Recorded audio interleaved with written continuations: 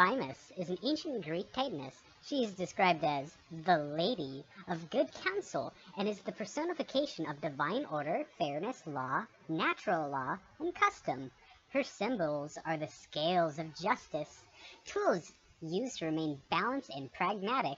Themis means divine law rather than human ordinance, literally that which is put in place, from the Greek verb thithmio. I don't know if that's correct, meaning to put. The ancient Greeks, she was originally the organizer of the communal affairs of humans, particularly assemblies.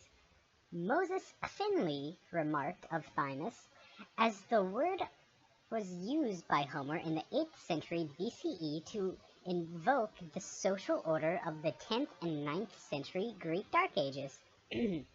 Themis is untranslatable, a gift of the gods and a mark of civilized existence.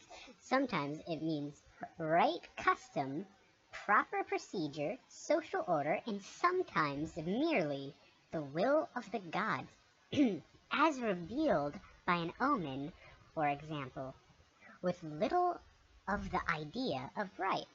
Finley adds, there was Themis, custom, tradition, folkways, mores, whatever we may call it, and the enormous power of it is or is not done.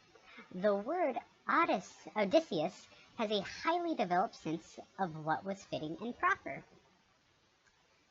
Mythology. The personification of abstract concepts is characteristic of the Greeks.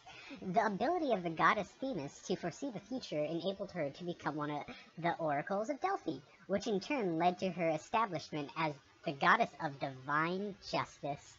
Some classical representations of Themis showed her blindfolded, holding a sword. The sword is also believed to represent the ability of Themis had from cutting fact from fiction. To her, there was no middle ground. Themis built the oracle at Delphi and was herself oracular. According to another legend, Themis received the oracle at Delphi from Gaia and later gave it to Phoebe. When Themis is disregarded, Nemesis brings just and wrathful retribution. Thus, Themis shared the Nimson temple at Rhamnius. Themis is not wrathful. She, of the lovely cheeks, was the first to offer Hera a cup when she returned to Olympus distraught over threats from Zeus. Themis presided over the proper relation between man and woman, the basis of the rightly ordered family.